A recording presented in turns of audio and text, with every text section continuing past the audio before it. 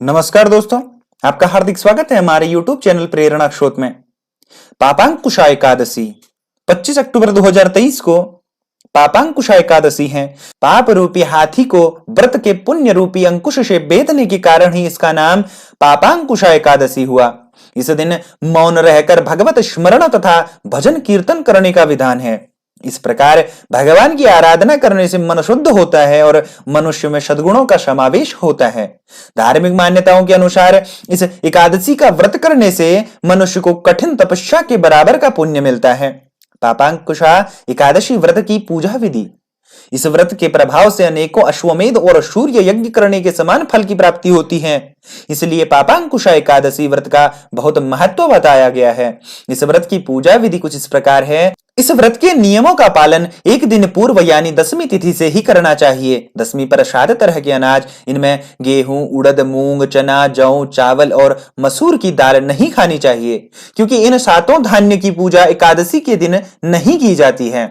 एकादशी तिथि पर प्रातः काल उठकर स्नान आदि के बाद व्रत का संकल्प लेना चाहिए। संकल्प लेने के पश्चात घट स्थापना करनी चाहिए और कलश पर भगवान विष्णु की मूर्ति रखकर पूजा करनी चाहिए। इसके बाद विष्णु सहस्त्र नाम का पाठ करना चाहिए। व्रत के अगले दिन द्वादशी तिथि को ब्राह्मणों को भोजन और अन्न का दान करने के बाद व्रत खोलें। 26 अक्टूबर 2023 पापांकुशा एकादशी पारणा मुहूर्त 6:17 से 8:32 तक है। इस काल में आप एकादशी व्रत का पारण कर सकते हैं। पापांकुशा एकादशी के व्रत का महत्व। महाभारत काल में स्वयं भगवान श्री कृष्ण ने धर्मराज युधिष्ठिर को पापांकुशा एकादशी का महत्व बताया।